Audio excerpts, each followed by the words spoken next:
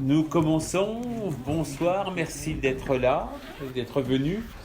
Et pour écouter Zurg et Yopo, c'est leur nom de scène pour le slam, de la Ligue française du slam. C'est ça. Voilà, et que j'ai plus spécialement invité dans le cadre de ces rencontres qui sont normalement destinées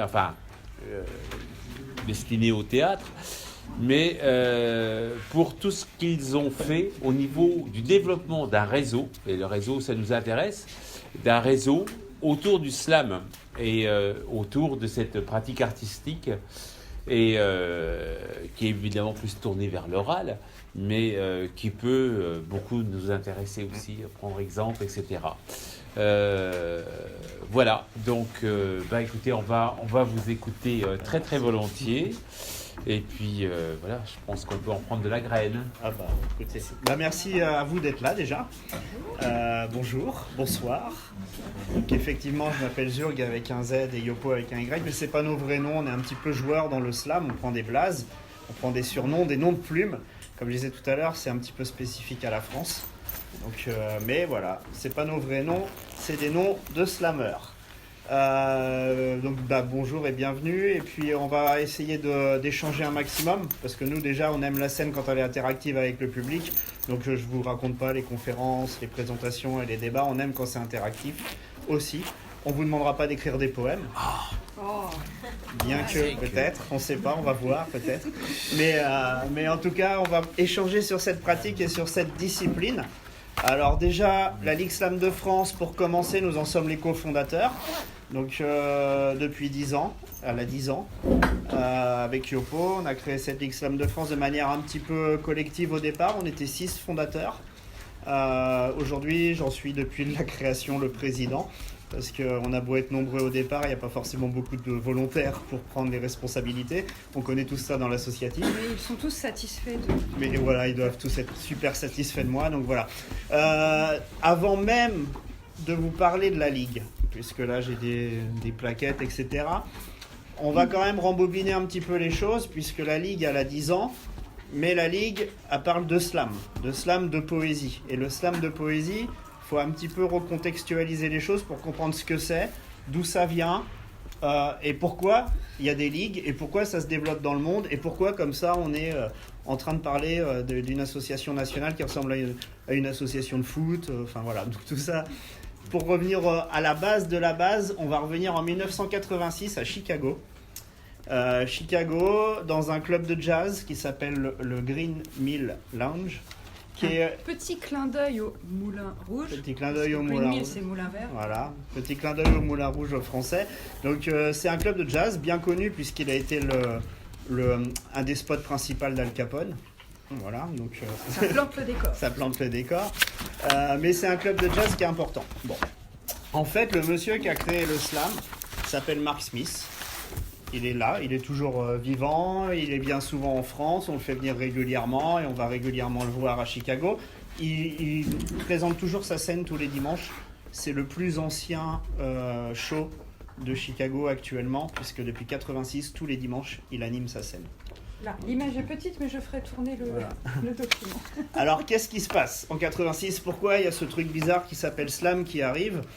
Tout simplement, avant 86, Marc était déjà employé dans le bâtiment. Il travaillait, c'était un ouvrier, un employé. Mais en gros, il aimait la poésie. Il n'était pas très initié à la poésie. Mais il commençait à monter des groupes, enfin un groupe spécifiquement de poètes. Et il avait envie de se produire sur scène, mais de manière complètement free, quoi. Vraiment un côté un peu comme un rocker, quoi. C'est-à-dire, il monte un groupe et il a envie de faire des performances un peu partout. Et son ensemble, alors sans musique, sans accessoires, il fait des shows, ils font plein de choses, mais ils expérimentent plein de choses. Et cet ensemble-là s'appelle le Chicago Poetry Ensemble. Poetry Ensemble. Donc c'est, on va dire, un des premiers groupes de poètes slammers, le premier groupe de poètes slammers. Ça, c'est aux alentours de 84, pardon. Et ce qui se passe, c'est qu'en 1986, il y a un patron, donc le patron du Green Mill, qui lui demande d'animer un show toutes les semaines. Et Mark Smith ne peut pas créer un spectacle toutes les semaines. Donc là, il va faire un truc qui est super important, qui nous amène à tout le reste après. C'est-à-dire qu'il va créer un espace, il va créer une scène pour permettre aux gens de faire ce que lui fait depuis quelques années. Il se dit, voilà, clairement, moi je performe ma poésie sur scène, ça a l'air d'intéresser les gens, je pourrais le garder pour moi, je pourrais en faire un genre, je pourrais le définir comme ma propre pratique, mais non, je vais créer une scène et je vais permettre aux autres de le faire. Il faut dire qu'en plus, à l'époque, le fait de faire des performances de poésie, to perform aux États-Unis, ça veut tout simplement dire jouer, interpréter, hein. Mais c'est complètement révolutionnaire, ça, puisque ça ne se fait pas de se donner en spectacle avec la poésie. Voilà. Qu'on ait un poème à l'époque, il y avait des lectures de poésie, malgré tout, mais qu'on ait un poème en colère à dire ou un poème d'amour, tout était donné sur le même ton, à peu près soporifique. Et donc Marc, quand il assiste à ces lectures de poésie, il se dit non, c'est pas possible. On peut pas. La poésie, c'est quelque chose qui devrait être passionné, surtout si c'est les auteurs eux-mêmes qui la lisent. Donc, c'est pas normal qu'on ne puisse pas interpréter la poésie. Donc là, lui, il part de cet engagement-là. De ce constat, et c'est là donc qu'il crée son show, l'Upton Poetry Slam en 86. C'est là où on utilise pour la première fois le terme slam. C'est là qu'on va dire que le slam va naître, puisque il pense son concept de soirée. Le slam étant vraiment, comme j'ai dit vite fait tout à l'heure, une pratique de poésie. Il pense son concept de soirée avec le terme slam, avec les différents axes du mot. C'est-à-dire que slam, ça veut dire claquer. C'est une soirée où le public va se prendre des claques de poésie. Voilà. Ça va pas être chiant, quoi. Ça, c'est une indication donnée au public, hein. Si on voit sur une affiche Poetry Slam, on se dit il y a un truc, ça va pas être. Ça va être vivant, quoi. Voilà, on va se prendre des claques. Donc pour le terme slam vient aussi du terme sportif. Voilà, slam veut dire chelem.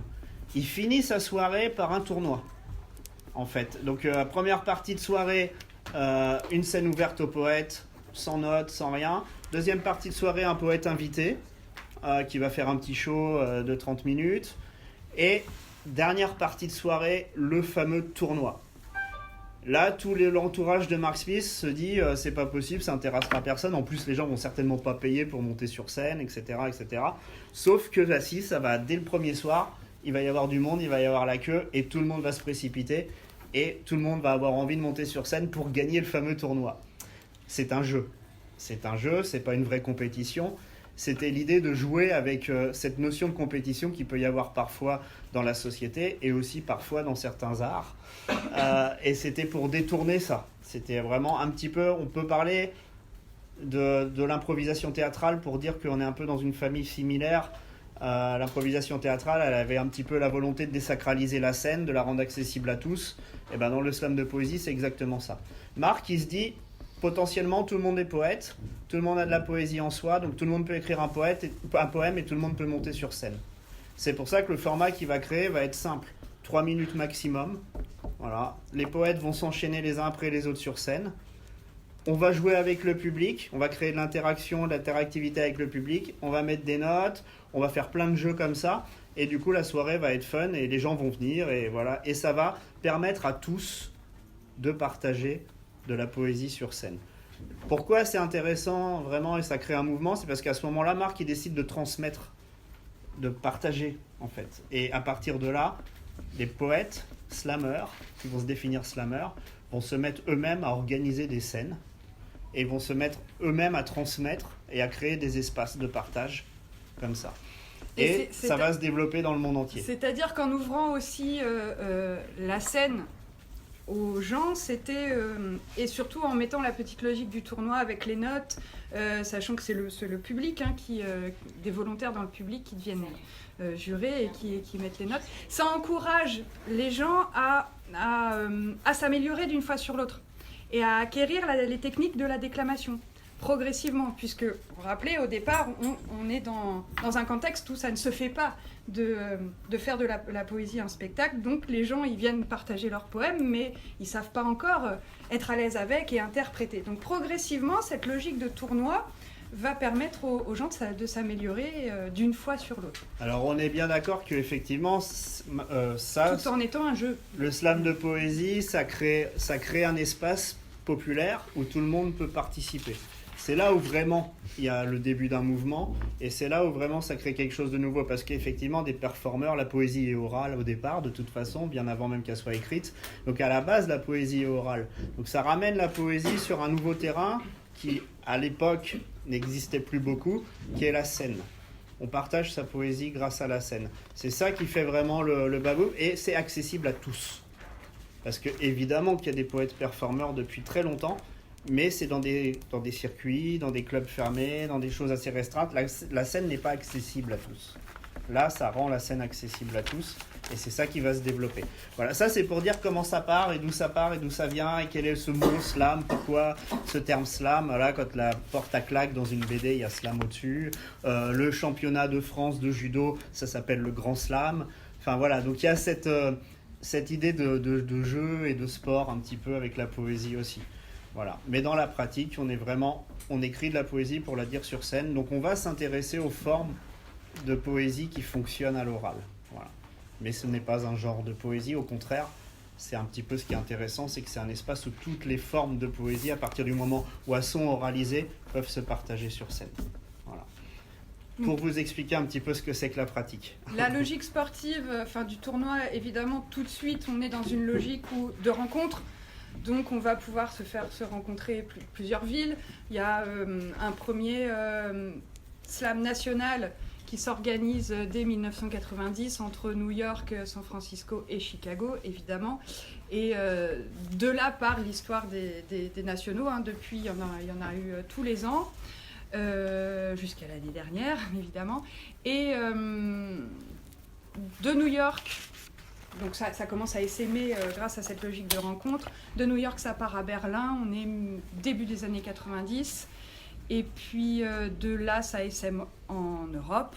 Et ça arrive en France 95-96. Ouais, c'est ça, fin des années 90. Première scène à Paris, 96-97. Les Lucioles, à côté du Père-Lachaise. C'est la première scène qui... est identifiée comme étant une scène slam, donc une scène de poésie dynamique, interactive et ouverte à tous. Voilà. Et là, moi c'est là que je vais pour la première fois d'ailleurs. Voilà, on n'était qu'une petite dizaine à l'époque et on ne pensait pas que ce mouvement deviendrait ce qu'il est devenu aujourd'hui. On pensait absolument pas que ça grossirait à ce point. Pas qu'on n'y croyait pas, juste qu'on vivait l'instant. Que d'un seul coup, on sortait nos textes de nos sacs et de nos tiroirs. Et on se disait, enfin, il y a un espace où ça prend du sens, où ça prend de la valeur, juste parce que ça se confronte au public. Et que ça se partage dans l'instant. Et qu'on peut avoir les retours du public ou de nos confrères poètes. L'idée de Marc est quand même de dire, les poètes, à ce moment-là, en tout cas lui, dans ce qu'il en voit, ils sont très très rarement confrontés au public.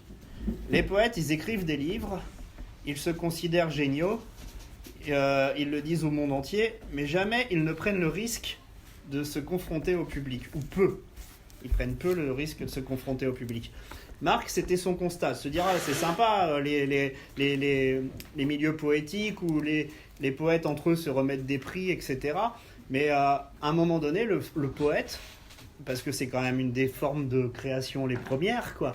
À un moment donné, le poète, il va falloir qu'il reprenne les mêmes risques que le font les chanteurs, que le font, les comédiens, que le font tous les artistes, en fait. C'est-à-dire qu'ils se reconfrontent au public.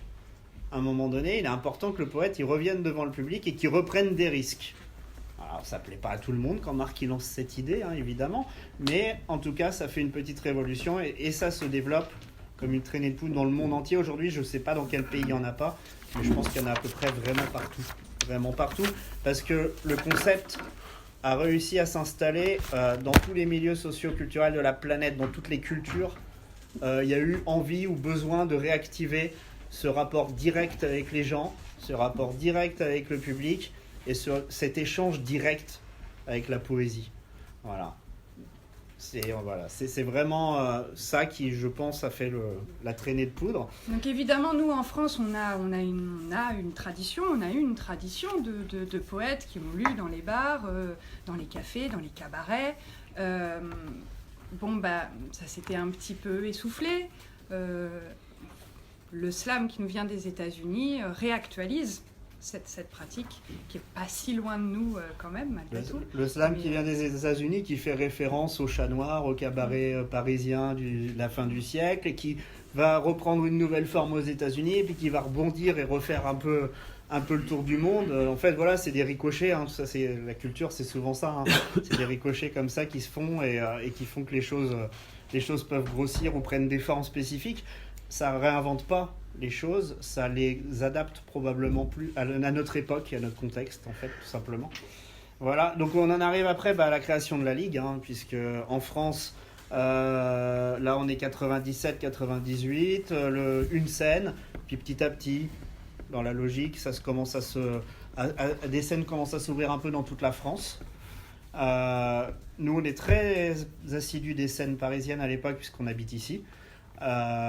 Et puis au milieu des années 2000, il y a un double phénomène, c'est l'explosion de Grand Corps Malade, qui fait que d'un seul coup tout le monde se met à parler du slam, parce que Grand Corps Malade vient de la scène slam, et c'est un gagnant de tournoi qu'on a bien connu avant qu'il devienne célèbre, justement dans ces tournois, qui gagnait tout à chaque fois.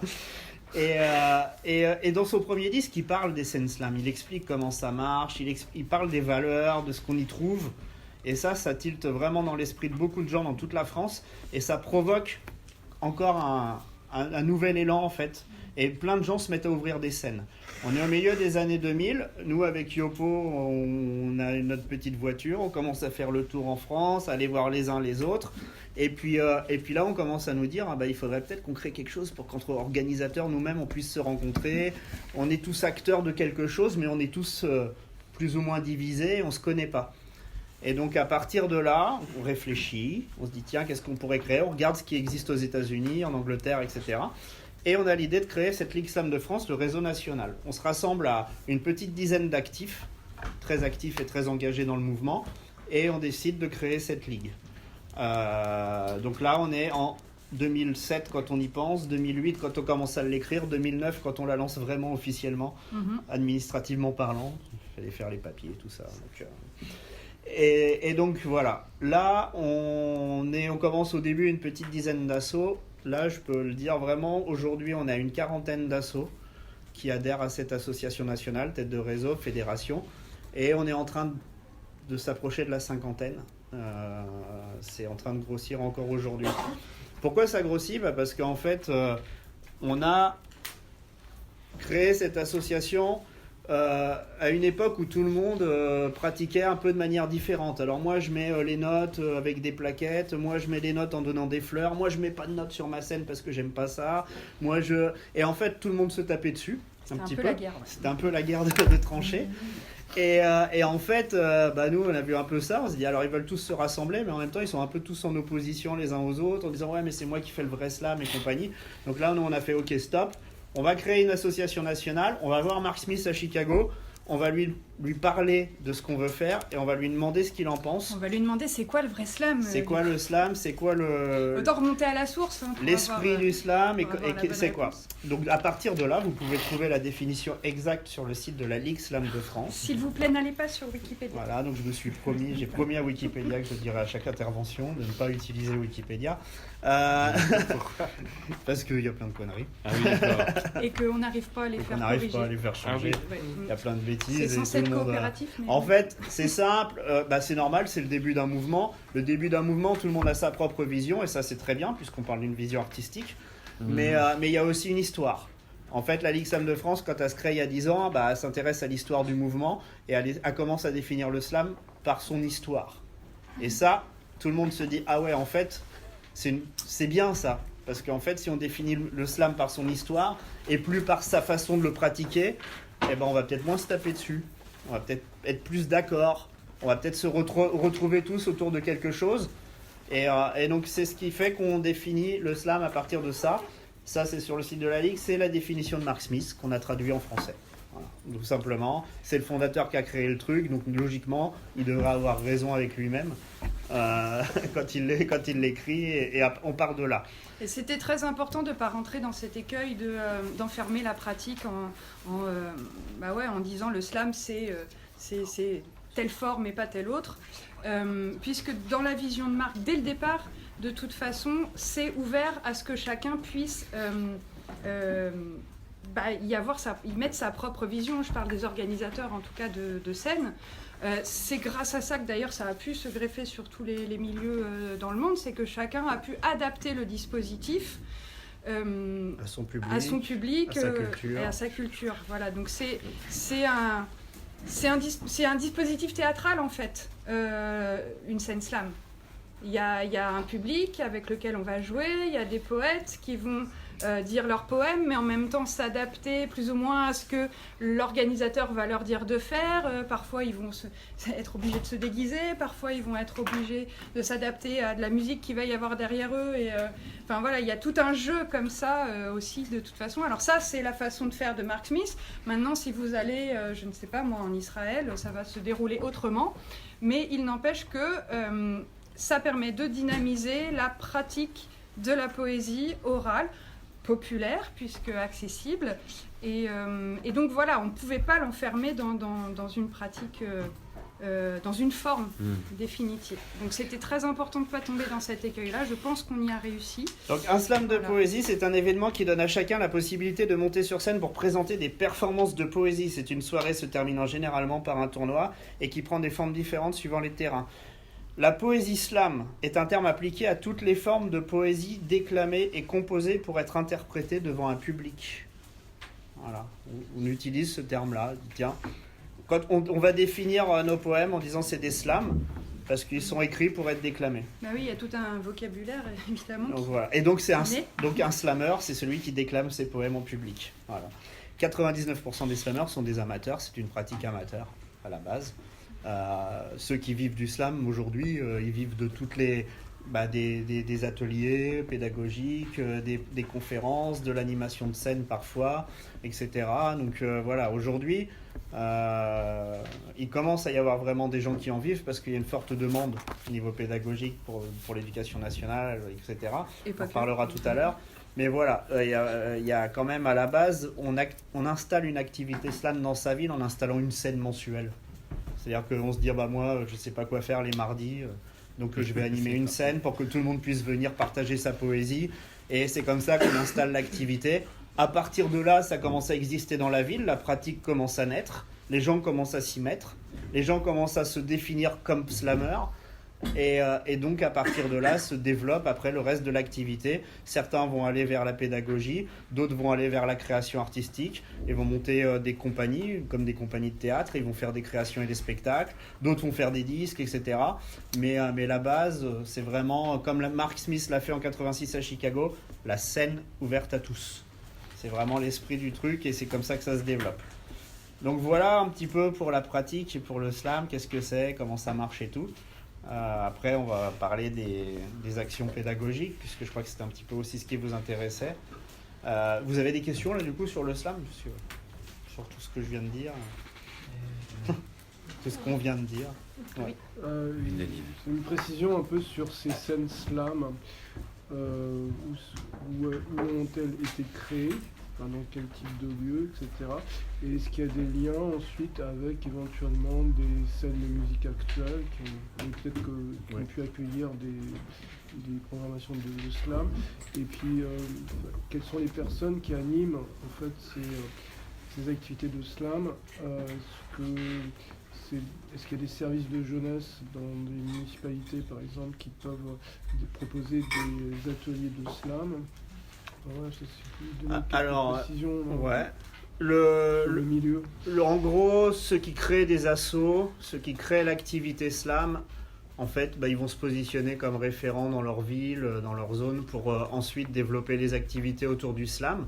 Donc, dans quel lieu les scènes slam se créent? À se créer en France plutôt dans les bars. Dans les bars, dans les cafés. Ouais. Ça, au début de la pratique. Parce que surtout. c'est mensuel, donc Ouais. c'est facile. On pose vraiment l'activité, la scène, on la pose en mensuel en France. À Chicago, c'est toutes les semaines, mais en France, c'est plutôt mensuel. Il y a la scène de Paris au Babel Café, une scène référente vraiment au Babel Café, qui est elle toutes les semaines. D'ailleurs, il y en a une C'est ce ce soir. soir, c'est tous les lundis. Voilà, qui va l'organiser? C'est celui qui va créer l'assaut, qui se dit voilà, moi je veux créer une scène slam parce que je me retrouve dans ce truc-là. Je vais créer la scène, je vais créer l'activité. À partir de là, il y a des demandes, effectivement, après, dans les salles de musique actuelles, il y a des demandes dans les théâtres, il y a des demandes dans les bibliothèques, il y a des demandes un petit peu partout, parce que ça commence maintenant, depuis quand même quelques années, ça intéresse quand même pas mal d'autres milieux. Et donc, en fait, on a de plus en plus de demandes. En fait, ça, par le bouche à oreille, par les réseaux et tout ça, ça se développe.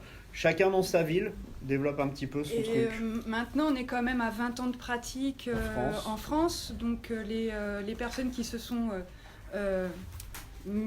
qui ont décidé de prendre la casquette de l'organisateur, souvent sans expérience avant eux, maintenant ont 20 ans d'expérience derrière eux. Donc maintenant, vous pouvez trouver des slams de poésie dans des théâtres, dans des salles conventionnées, festivals. dans des salles de musique actuelle. Effectivement, oui, sur des festivals. Ouais. On va même en faire une au ministère de la Culture au mois de mars. Et puis en fait, voilà. les slammeurs étant organisateurs, ceux qui sont organisateurs, qui prennent ce rôle-là, ils se mettent à organiser des rencontres entre villes aussi, etc. Et puis nous, avec la Ligue Slam de France, on organise le championnat de France, qui est le festival officiel de slam. C'est 17 événements dans toute la France, avec une grande finale, une grande journée finale. C'est la 8e édition en 2020. Donc voilà, en fait, c'est un réseau petit à petit qui se construit, réseau associatif qui acquiert des compétences au fur et à mesure, qui acquiert des carnets d'adresses au fur et à mesure, qui part de rien au départ, souvent. c'est pas des professionnels à la base, souvent les organisateurs. Justement, on essaye d'avancer, d'amener de la formation maintenant et tout pour que les organisateurs des scènes slam puissent acquérir encore plus de compétences. Mais il y a un truc qui était assez marrant de ce que disait Mark Smith les premières années dans le slam. Il disait quand tu vas sur une scène slam, bon, des fois il n'y a pas forcément beaucoup de monde, mais celui qui est dans un coin de la pièce et qui se tient la tête dans les mains en se disant mais qu'est-ce que j'ai fait, mais qu'est-ce que je fais là, c'est le présentateur et c'est l'organisateur. parce que au départ on ramait et voilà, fallait faire connaître les choses, fallait dire aux gens mais vous vous rendez compte là dans le bar, il y a le baby-foot, il y a machin, il y a tout ça. Mais en fait, on va faire de la poésie, quoi. Et on va faire de la poésie avec vous. Forcément, voilà, on l'a fait dans des endroits, nous, très improbables, où clairement, c'est pas la culture locale, quoi. C'est pas les gens s'en foutaient de ce qui s'y passait. Mais notre rôle à nous, en tant qu'organisateur, présentateur, c'est de faire naître de la poésie là où on s'y attend le moins. Là où on n'attend pas la poésie. Parce qu'on a tous de la poésie en nous. Et si on crée un dispositif qui permet d'échanger cette poésie, de partager cette poésie, on peut la faire naître partout. Voilà, c'est vraiment l'idée que c'est accessible à tous. Voilà. Et depuis 20 ans, donc, ces organisateurs acquièrent des compétences, les slammeurs également.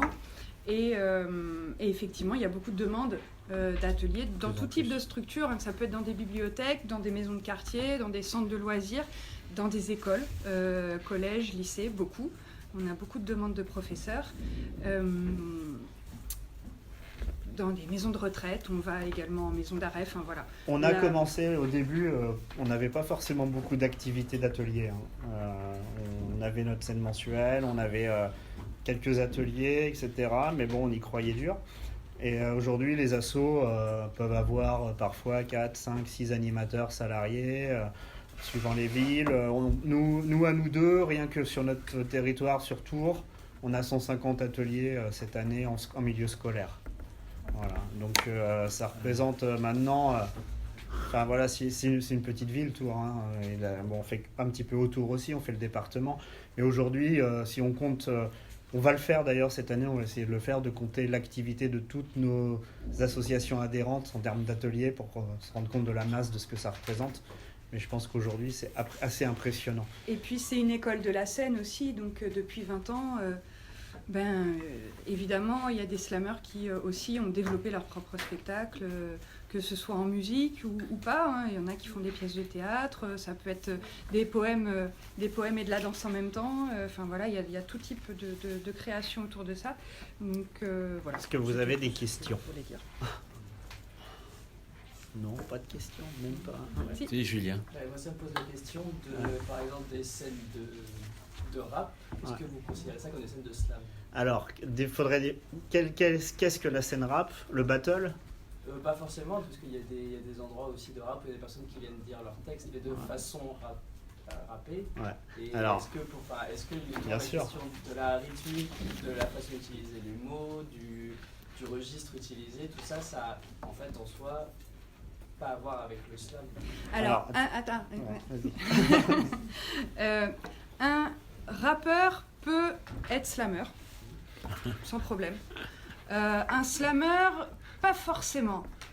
L'inverse, c'est pas forcément vrai. Moi, je suis slammeuse, il n'y a pas de souci, enfin, il n'y a pas de doute, mais je ne saurais pas rapper. Parce que rapper, c'est vraiment, en fait, à la base, rap, c'est rhythm and poetry, donc de la poésie sur des rythmes, ou sur un rythme. C'est un genre musical, Ça, voilà. vraiment. Et en tant que genre musical, historiquement, ça naît à New York. Percussion africaine dans la rue, des poètes se mettent à déclamer des textes, c'est les last poets, c'est ce genre de personnes. Et c'est une pratique qui vient vraiment de la communauté afro-américaine. Et ça devient un genre musical, c'est-à-dire qu'en fait, on passe de la percussion à la phase B d'un disque, parce qu'on cherche le rythme, et on déclame des textes dessus, C'est un genre musical qui a ses propres codes et qui devient une industrie. Le slam, c'est une pratique de poésie où tous les genres de poésie peuvent s'exprimer. Donc en fait, le slam n'est pas un genre musical, parce que la poésie en musique, avant Grand Corps Malade, elle existait. Et donc on peut pas dire que c'est le slam, la poésie en musique, c'est pas vrai. Ça, c'est un truc de journaliste qui, à un moment donné, ou une maison de disques ont voulu faire un buzz. Mais la poésie en musique, elle existait bien avant Grand Corps Malade, et c'est pas le slam. Dans les pays anglo-saxons, on appelle ça le spoken word. Voilà, et donc en fait, voilà, le rap est un genre musical qui a ses propres codes. Et ensuite, dans ce genre qui est le rap, dans la culture hip-hop, il y a aussi des scènes, des battles. Et les battles, c'est une confrontation face à face avec des codes précis aussi. On n'est pas du tout dans ça dans le slam. Dans le slam, les poètes passent sur scène les uns après les autres. Le public met des notes. Et c'est plus, c'est vraiment plus axé sur la logique poétique, la poésie, quoi. Vraiment, c'est une pratique de poésie. Donc voilà, en termes de genre, le slam, c'est de la poésie qui a été écrite pour être déclamée a cappella, sans musique, sans accessoires, sans instrument. C'est une pratique a cappella à la base, vraiment. Aujourd'hui, maintenant, évidemment, il y a des slammers, 3 minutes. Nous-mêmes, on met nos poèmes en musique. Donc, mais la scène slam, c'est une pratique collective qui se pratique a cappella, sans musique, sans accessoires. Sans musique, donc c'est pas karaoké, c'est pas un genre musical. Sans accessoires et sans costume ni déguisement, parce que c'est pas du théâtre. On vient sur scène avec son poème, on vient comme on est dans la vie de tous les jours. Et ça, c'est des principes qui sont importants en termes de valeurs, puisqu'on parle de valeurs dans le slam, qui sont l'accessibilité, la liberté d'expression, etc. Et donc voilà. Le respect, l'écoute et le partage. Voilà, on passe plus de temps à écouter les autres sur une scène slam qu'à dire son propre poème. Donc la notion même de l'écoute de l'autre est une valeur importante dans le slam. Voilà. Mais ce qui est intéressant sur les premières scènes slam, et ce qui nous a tous vraiment intéressés aussi, c'est que sur cet espace, à un moment donné, dans ce lieu-là, où d'un seul coup il y a de la poésie qui va naître parce qu'il y a des gens qui se rassemblent pour la partager, il y a de tout. C'est-à-dire qu'il va y avoir des rockers qui vont côtoyer des rappeurs, qui vont côtoyer des drag queens, les premières scènes à Paris, c'était complètement dingue. Ça sortait de partout. Il y en avait qui déclamaient des textes de Artaud avec des boas et tout autour du cou et qui étaient complètement allumés. Il y avait des rappeurs qui arrivaient avec des dreads et tout, qui étaient tout se mélangeait. C'était un espace où d'un seul coup, ce qui faisait le lien, c'était la poésie oralisée. Et ça, c'était super chouette, et ça continue d'être super chouette et intéressant. Donc on y fait attention justement à ce que le slam soit pas enfermé garde cette ouverture et cette accessibilité à tous. C'est important. D'autres questions? Ouais. Est-ce que Il y en vous a plein. pouvez nous parler de des méthodes pédagogiques autour du slam? Ouais. Alors, Entendu. les méthodes pédagogiques, du coup, naturellement, la notion dans le slam est la notion de transmission. L'idée de transmission vient dès le départ, puisque, en gros, le slam a été créé par un poète qui crée un dispositif scénique pour partager et faire partager sa poésie. Sous forme de jeu. Quelle année 86, Merci. Chicago. Et en fait, à partir de là, c'est complètement dans l'esprit du slam que la transmission fait partie du truc. Ça fait partie du truc. Grâce au jeu. Grâce à la notion de jeu. Parce qu'en fait, on est dans un tournoi, on joue. Et donc, à partir de là, pédagogiquement parlant, on est très vite appelé pour faire des ateliers. La plupart des slammeurs n'ont aucune connaissance ou compétence dans le domaine. Au départ, Au début, on parle du début, il y a on 20 parle ans. du début. Moi, j'avais la chance d'avoir été animateur, formateur et compagnie avant, donc j'avais un petit peu d'expérience dans l'animation. Et donc, j'ai pu créer mes contenus. Mais au départ, on part d'une pratique où personne n'est vraiment très pédagogue au début et on va essayer de créer notre pédagogie. Comment on la crée ? En fait, la pratique du slam, c'est de la poésie qui est écrite pour être dite. Donc, 50% d'écriture, 50% d'oralité. C'est ça la nouveauté. C'est-à-dire que par rapport à un atelier de poésie classique, nous, on va prendre dans le jeu d'écriture, alors on va chercher dans l'Oulipo, on va chercher dans plein de choses comme ça, pour créer de manière ludique, avec les jeunes ou avec peu importe le public, et rendre l'écriture accessible et facile. Et après, on va aller prendre dans le théâtre, puisque à l'époque, quand le slam arrive, on a très peu, nous, d'expérience de scène, et en fait, on ne sait pas où trouver du contenu pédagogique sur la scène, comment aborder la scène. Donc on va un petit peu piocher dans le théâtre, et puis en fait, on va associer les deux. On va faire nos ateliers avec 50% d'écriture, 50% d'oralité. Comment accéder à la scène avec son poème, comment le rendre efficace et comment convaincre le jury s'il y a un jury, mais surtout comment être le plus efficace possible avec sa poésie pour la faire passer le mieux possible auprès du public. Donc pédagogiquement parlant, dans les deux parties, qui sont les fondamentaux des ateliers slam, dans les deux parties, on passe par le jeu, quoi. Vraiment par le jeu. Et contenu pédagogique, c'est des techniques, c'est ça du théâtre ? Ouais. Et c'est par le jeu, vraiment à fond. Et c'est ce qui rend accessible à tous. Et puis c'est peut-être parce qu'on a un peu oublié parfois que jouer est aussi quelque chose d'important en termes de pédagogie. C'est comme ça qu'on apprend, c'est comme ça qu'on a appris au tout début. Donc pourquoi on arrêterait de jouer quand on est adulte, pourquoi ça, c'est, voilà. Donc en fait ça rend accessible même à des publics qui parfois ont des gros blocages ou des grosses difficultés avec l'écriture. Le simple fait de jouer, de dédramatiser, de désacraliser l'écriture, ça la rend accessible et à partir de là on voit où on va. Dans le slam on juge pas, dans le slam on encourage, dans le slam on rend possible, même s'il y a des notes dans les scènes et tout, mais ça c'est un jeu. On essaye de rendre possible et de rendre accessible. Donc on utilise toutes les méthodes possibles pour ça. Et le jeu est la meilleure. Voilà. J'ai répondu à... Oui, en fait, j'ai une autre question qui est liée à ça. Okay. Je suis en train d'écrire un mémoire sur le slam dans les pratiques de français langue étrangère en particulier. Est-ce que les méthodes sont différentes pour ça ? Ou est-ce que c'est... Oui.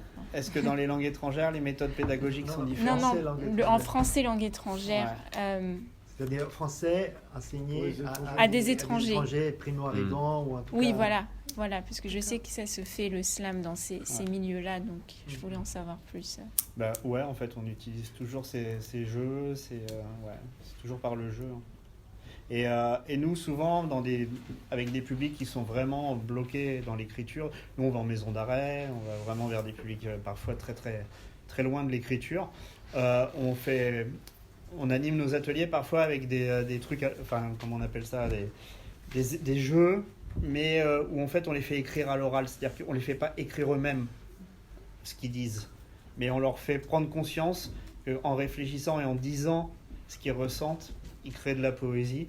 Et nous, on va la transcrire après par écrit. Et là, ils vont faire « Waouh, c'est moi qui ai écrit ça alors que je sais à peine écrire. » Bah oui, parce qu'en fait, l'écriture, c'est ni plus ni moins que mettre sur papier ce qu'on dit. À la base, la poésie, elle est orale. À la base, les formes de poésie, les rimes, etc., c'était des moyens mémotechniques pour se rappeler de... Bah, à la base, c'est du sens, c'est du son qu'on a dans l'esprit et dans la bouche. Mais d'abord, ça se passe là. Et ensuite, l'écriture, c'est un code qui nous permet de fixer. C'est vrai qu'avec certains publics, on va avoir besoin de ne pas s'occuper de l'écriture dans un premier temps et de partir d'abord du son, du sens, peut-être parfois même pas du sens, que du son, et voir ce qui se passe. Et ensuite, on peut le fixer. Et voilà, faire un aller-retour comme ça. Effectivement, on a des ateliers, en tout cas nous personnellement, donc après je parle pour nous là dans ce qu'on pratique, mais après la pratique de chaque animateur slam peut être différente. Je pense qu'on retrouve les mêmes choses, mais on fait des ateliers d'écriture sur le sens, sur le son des mots. Et en fait, où du coup on se prend pas la tête sur ce qu'on va écrire, parce que de toute façon, si on anticipe ce qu'on veut écrire, on va se prendre la tête. Par exemple, si on oublie un peu ce qu'on va écrire, ce qu'on voudrait écrire, si on s'oublie un peu, si on y met un petit peu de hasard et un petit peu de jeu, d'un seul coup, on se met à produire des choses et à créer des choses. Tout l'enjeu est de réussir à faire passer la notion de plaisir. Même avec des publics qui éventuellement vont être illettrés, donc où l'écriture ça peut être un gros blocage, une grosse peur. C'est de réussir à avoir cette notion de plaisir. Une fois qu'on a le plaisir, on peut y aller par petites étapes et avancer progressivement. Les mots, il suffit qu'on les aime pour écrire un poème, c'est sur notre plaquette d'atelier, ça. De Queneau, ouais, parce qu'en fait, il suffit de faire aimer et on peut aimer les mots, même si on... Enfin, moi, j'ai arrêté l'école à 16 ans, désolé. C'était pas bien, mais c'est vraiment pas bien. C'est vraiment pas bien, je sais. Mais ça m'a pas empêché de rentrer dans une bibliothèque, de tomber sur un bouquin de Rimbaud et de prendre une grande claque dans ma figure en me disant, lui, il avait 16 ans, il a écrit ça et il a fait ça. Ah, mais c'est accessible alors peut-être, évidemment. Là. mais voilà, en même temps, moi-même dans mon propre parcours, j'ai aussi le chemin qui fait que je suis arrivé à la poésie parce que c'était quelque chose qui me semblait plus accessible peut-être que l'écriture d'un roman, l'écriture d'un scénario, l'écriture de... Voilà. Et donc en fait, la poésie, il y a des portes d'entrée partout. Mais il faut la dédramatiser. Ce que Marc il lance à Chicago en 86, c'est ça, quoi. On veut tous être poète, alors on va pas juger de la qualité dans le slam. On va pas dire t'es un bon ou t'es un mauvais poète, même si on joue avec ça, mais on va pas le juger vraiment. Comme je disais tout à l'heure, on va encourager à faire.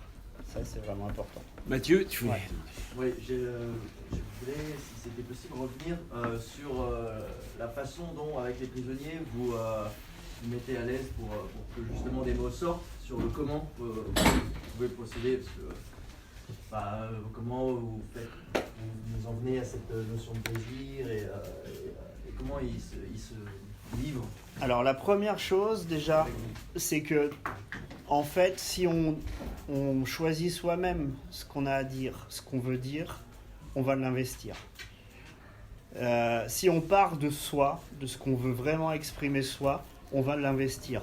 Donc après, on va déjà fournir un effort un peu plus important parce que c'est notre propre vision qu'on veut partager, c'est nos propres mots, c'est notre propre histoire. Donc, on va y mettre un peu... C'est pas la même chose que d'étudier le texte d'un autre.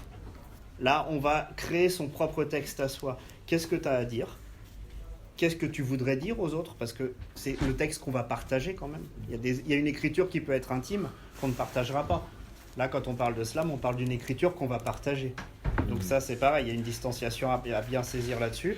On l'explique bien. Et à partir de là, qu'est-ce que toi, tu as envie de raconter ? Qu'est-ce que tu as envie de dire ? Et nous, on va t'aider à le mettre en forme pour que ça soit un poème. Et à te faire comprendre que si tu mets des rimes, des anaphores, des allitérations, etc., du coup, ça va être encore plus fort. Parce que le rôle du poète, c'est de faire naître des sentiments et des émotions. Ton rôle à toi, quand tu vas écrire ton poème, c'est de transmettre les sentiments et les émotions que toi, tu ressens et que tu as envie de transmettre. Comment on va le faire ? On va jouer avec les mots. Donc en fait, on part de comme ça, quand on discute, et puis de quoi tu as envie de parler, boum, et nous on met les mots comme ça sur le papier, et qu'est-ce qui revient, et qu'est-ce que tu as envie d'investir, et petit à petit on construit avec lui le poème, et on va chercher les formes de poésie qui vont correspondre aussi aux propos, à la façon dont, voilà, et s'il a besoin d'un refrain parce qu'il y a quelque chose d'important qu'il veut redire aux gens, et ben on va utiliser le refrain. S'il a besoin d'une anaphore parce qu'il a envie de convaincre, on va mettre une anaphore. Voilà, et s'il a envie de faire quelque chose de musical, de plus doux, etc., on va l'amener sur l'écriture de ça, et on va l'accompagner, l'aider pour que ça prenne forme. J'espère avoir répondu. Y a-t-il une relation avec l'écriture automatique des surréalistes? Alors, C'est la même dans chose. la création, Oui.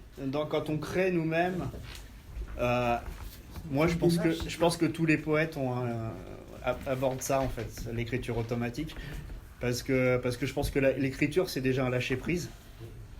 Et donc lâcher prise, ça veut pas dire se retrouver sans rien, ça veut dire s'accrocher à tout ce qu'on a en nous et qui nous tombe comme ça, et puis ça fait partie de la pratique, je pense. Mais c'est la création individuelle. Chacun va avoir son. Aussi, hein. Et oui, et ça peut être une porte d'entrée justement, de dire à quelqu'un, écris justement de manière automatique, et puis tu vas voir ce qui va Tout ce qui est sortir. insolite. Voilà. On a fait Et un. peut-être qu'on arrivera à en faire quelque chose ou pas, peut-être que tu le jetteras, tu le mettras de côté, on ne sait pas, mais voilà. Et ça c'est aussi un C'est la premier. définition un peu, bien sûr, de l'écriture automatique des surréalistes. Bah oui, bien sûr, mais on s'inspire beaucoup. Moi, je parlais tout à l'heure de l'Oulipo, tout ça. Enfin voilà, c'est des choses on va aller chercher parce que voilà, créer des contraintes, créer des jeux, enfin ça correspond complètement à ce qu'on essaye de faire nous, et plein de gens l'ont fait de manière géniale avant. Donc on va s'en inspirer évidemment. Il y a plein de choses intéressantes là-dedans. Donc voilà, après c'est l'écriture de chacun, hein. Chaque slammer va avoir sa propre approche. On a fait un jeu tout à l'heure, on était au salon de Montreuil, on a demandé à chacun d'écrire un vers de 6 pieds sur le thème de l'eau. Voilà. Et en fait, on pourrait tout à fait le faire, tiens.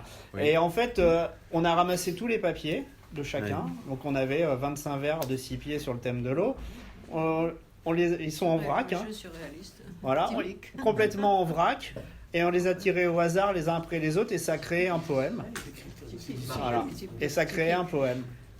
Et donc, complètement, mais moi je suis un super fan de toute cette école-là aussi. Donc, et on a créé un poème en direct. Mais la personne qui pouvait être bloquée avec les mots en se disant là, je pourrais jamais écrire un poème de 25 lignes sur le thème de l'eau. D'un seul coup, s'il additionne sa phrase à celle de l'autre, on crée un poème tous ensemble. Et déjà, on dédramatise. On se dit, vous avez vu, on a créé quelque chose. Et l'effort était minime, je veux dire, c'était un vers. Un bon exercice pour les publics en difficulté. Parce que de l'eau, ça sortait d'où? Alors, parce que là, c'était sur le. C'est les 10 mots de la semaine de la langue française, et cette année, c'est au fil de l'eau, le thème.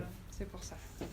Mais voilà, c'est tout à fait ce genre de jeu on le fait avec les jeunes, on met ça dans un sac, ensuite je lâche une bête sauvage dans le sac et tout comme ça, et puis après je leur dis vas-y reprends un papier, et puis on fait des mots valises, on fait plein de choses comme ça, où c'est super fun, du coup on crée des images poétiques. Des images poétiques, c'est quoi? C'est des confrontations de mots, de sens.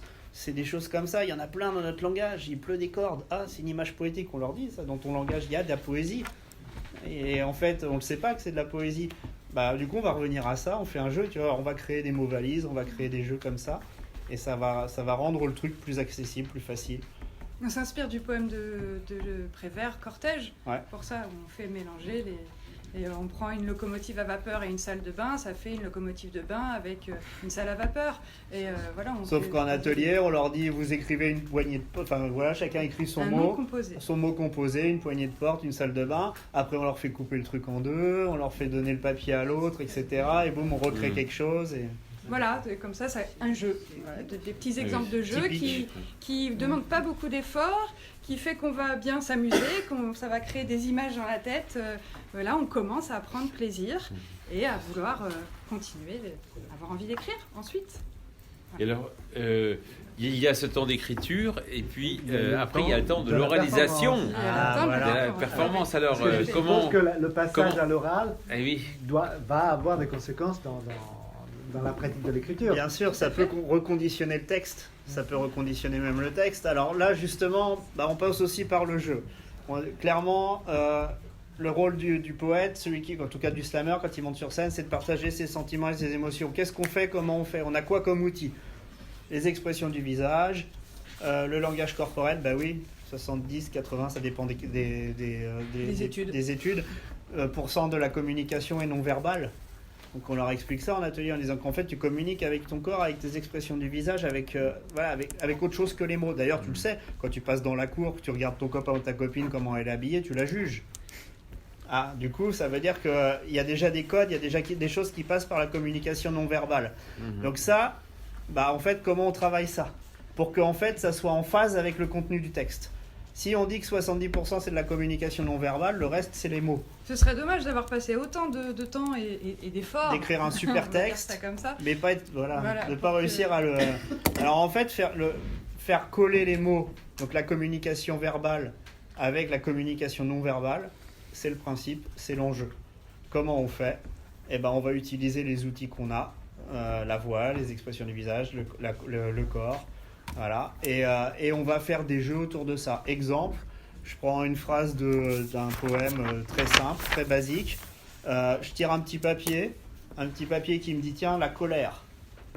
Faut que je lise ce texte, cette phrase aux autres en essayant de leur faire deviner la colère. Ça, c'est typiquement un jeu qu'on a pris au théâtre. Voilà. Du coup, comment je fais? Le visage, la voix. Voilà. Et donc comme ça, on essaye de découper les sentiments, les émotions sur des jeux comme ça pour qu'ils saisissent comment après on va pouvoir inclure ça comment ils vont pouvoir inclure ça dans leur propre poème. On s'entraîne. Et après on s'entraîne et voilà, tout le principe des ateliers c'est que c'est fait pour essayer, pour se casser la figure, pour réessayer, pour répéter. Donc évidemment, on va avoir des petits modules qui vont travailler plus spécifiquement la voix, d'autres plus spécifiquement l'articulation, ensuite la respiration, ensuite la lecture en mouvement. Le fait de commencer à mettre des émotions.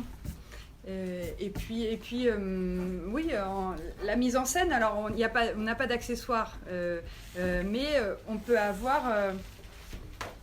le corps qui se déplace, qui fait des choses, qui vont dire des choses qui ne sont pas dans le poème. Enfin, voilà, on aborde tout ça. Et évidemment, la prise de parole en public, c'est pas quelque chose de facile. L'écriture, on n'en est pas encore au stade où on se met en danger devant les autres. Donc ça, ça fait partie de la pédagogie aussi quand on fait des ateliers, de dédramatiser ça, encore une fois par le jeu, puisque du coup on a une progression petit à petit. Et c'est là où on fait appel confiance en soi. Aux notions sportives aussi. C'est-à-dire que là, les jeunes, on leur dit, parce que c'est des jeunes, peu importe, mais en tout cas on leur dit, c'est comme un sport en fait. C'est-à-dire que tu vas avoir de l'adrénaline, tu vas avoir la trouille avant d'y aller, mais une fois que tu vas être monté sur scène, que tu vas t'être dépassé, tu vas être super fier de toi et tu vas avoir waouh, tu vas prendre un bon petit shoot d'adrénaline et tu vas te dire waouh. Alors où ça te fout vraiment en panique et tu retournes pas, mais c'est très très très rare. Parce qu'en fait si on arrive à trouver le plaisir dans ça, voilà, on donne souvent l'exemple de Brel, Brel est une grande référence pour beaucoup de slammers, même pour Mark Smith, le fondateur du slam. Brel, avant de monter sur scène, il vomissait, il était malade, etc. Et pourtant quand il était sur scène, ça se voyait pas. Pourquoi? Parce qu'il a appris à maîtriser ça. Donc ça, on leur explique par des jeux, on leur montre. Alors quand tu lis ton poème et tout, la première fois, t'essayes de mettre les expressions, t'essayes de mettre le ton de la voix, puis d'un seul coup, t'as la jambe qui fait ça et tout. Ah bah tiens, là du coup, il y a un truc parasite, pourquoi tu fais ça? T'as envie de mettre de l'énergie, mais tu sais pas dans quoi l'envoyer. Bon bah du coup, on va construire ensemble la performance. On va essayer de trouver ce qui permet de mettre cette énergie-là, parasite, dans un geste qui va servir le texte, par exemple. Est-ce qu'il y a de la place pour revenir, parce que là on est entré dans le sujet qui nous intéresse le plus, avec la transition, les ateliers. Mais pour revenir un petit peu à la sur le slam en tant que tel, y a-t-il de la place pour de la poésie improvisée, vraiment improvisée? C'est rare. Alors, c'est dur. Bien sûr, il y a la place, puisque c'est ouvert à tous les types de poésie et chaque slammer va essayer différentes choses d'ailleurs et puis va avoir un style qui peut-être sera le sien. Mais donc il y a la place, mais c'est très difficile en 3 minutes d'improviser de la poésie. Il y en a qui s'essayent, pas beaucoup. Il y en a qui s'essayent. Il y en a 5-6 en France qui Ouais. vraiment en font quelque chose, vraiment, qui arrivent à improviser de la poésie. Mais j'ai envie de dire, ils sont peut-être pas assez fous dans ce qu'ils délivrent. Parce qu'on C'est pas pourrait- évident. Il y a hein. des normes, il faut des rimes, il y a une méthode. Non. Non. La musique, c'est pas. Non, c'est 3 minutes maximum sur scène, sans musique, sans accessoires, a cappella. Mais là- Au tout début, avant que tu arrives. La plupart qui improvisent essayent d'avoir un texte Oui, qui se tient quand même. Ils ont voilà. plusieurs canevas dans leur Ouais. Ouais. Ouais. des répertoires. C'est ça. Ceux qui c'est improvisent, ça. ils font souvent un jeu, ils demandent des mots au public et ils essayent de mettre les mots dans leurs poèmes. Alors du coup, pour moi, vraiment un slammer qui improvise, il doit faire un poème. Voilà, s'il fait un discours ou si pour moi c'est un petit peu à côté. Mais voilà, il y en a qui arrivent. Il y en a, je dirais peut-être 5 en France qui arrivent vraiment à faire des choses vraiment belles, quoi. Cilia. C'est vrai, parce que Michael, dans notre cours, n'est pas là, parce que lui, il fait du stand-up. Et je me suis demandé quelles sont les nuances entre slam et stand-up, parce que de la scène allemande, il y a entre guillemets des slams que j'ai vus. Que c'est plus des degrés, je dirais juste le contexte peut réellement dire, ok, là, ça c'est contexte stand-up parce que c'est beat, et ça c'est contexte slam parce qu'il y a les codes de slam, le contexte slam. Et certains textes se ressemblent, se coincent, et quelques-uns ont commencé avec Parody Slam, le slam, sont devenus dans la scène stand-up, après repartis par un spectacle avec plein d'éléments de slam.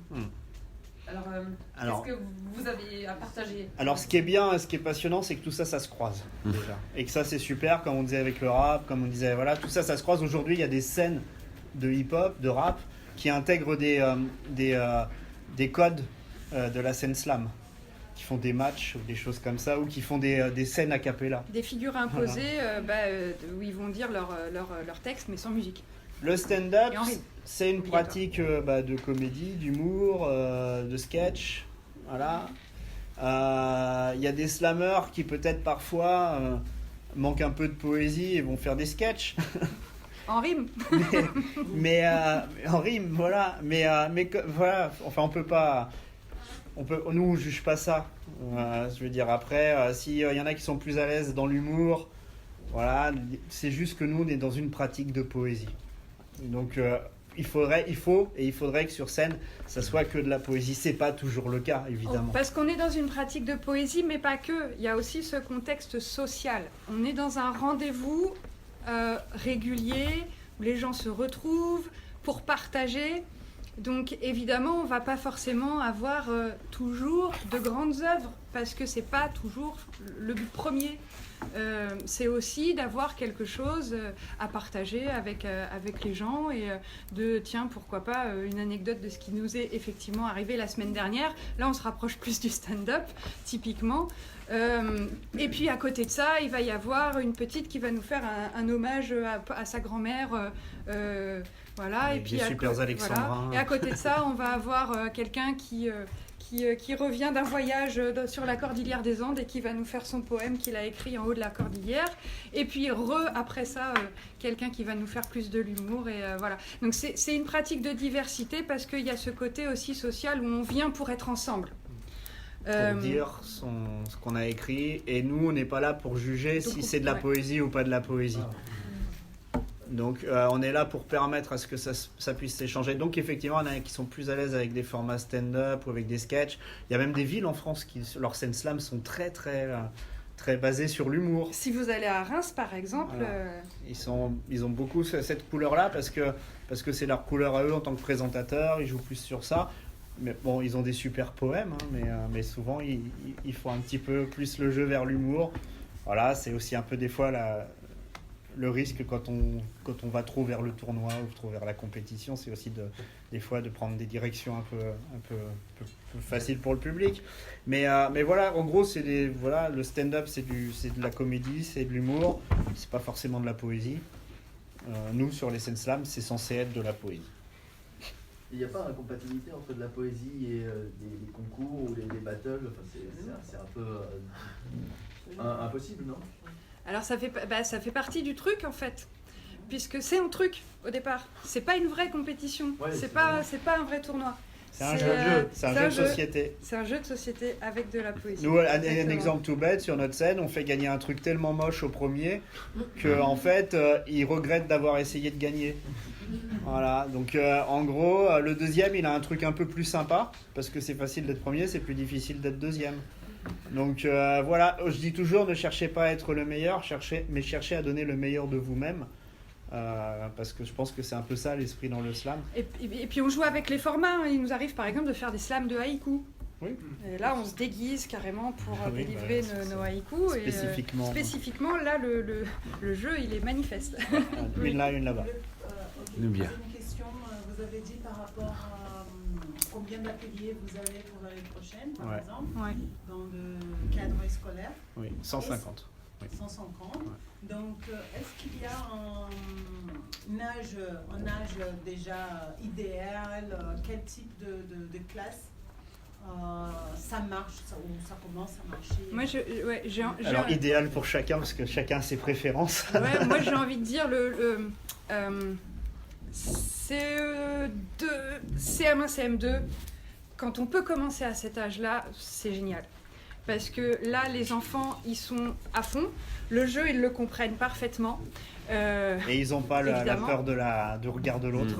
Encore. Pas encore. Ils ne sont pas encore passés du côté adulte. Et puis le plus tôt ils pourront jouer avec les mots, le plus tôt ils pourront jouer avec la syntaxe, le mieux ils la comprendront. Quand il faudra mettre des mots dessus, sujet, verbe, complément, ils le comprendront mieux que quand on aborde ça que beaucoup plus tard, ou c'est peut-être déjà trop tard, même si c'est toujours utile.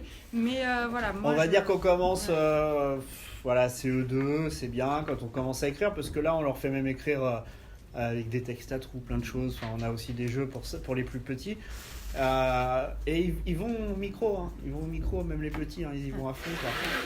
Et après, en fait, il n'y a pas de limite, puisque nous, comme je dis souvent, on fait la maison de retraite, la maison d'arrêt, tous les publics. Je dis aussi souvent qu'on va partout où les gens ont des choses à dire, parce qu'on pense que les gens ont des choses à dire partout. Donc voilà, concrètement, les associations, les intervenants qui vont dans les établissements scolaires font souvent des écoles primaires, tous les publics des écoles primaires, des collèges et des lycées. Maintenant, nous, avec la Ligue Slam de France, on a travaillé à une action nationale reconnue par l'éducation nationale. C'est Slam à l'école. Et là, c'est en direction des collèges. Et donc, on a fait...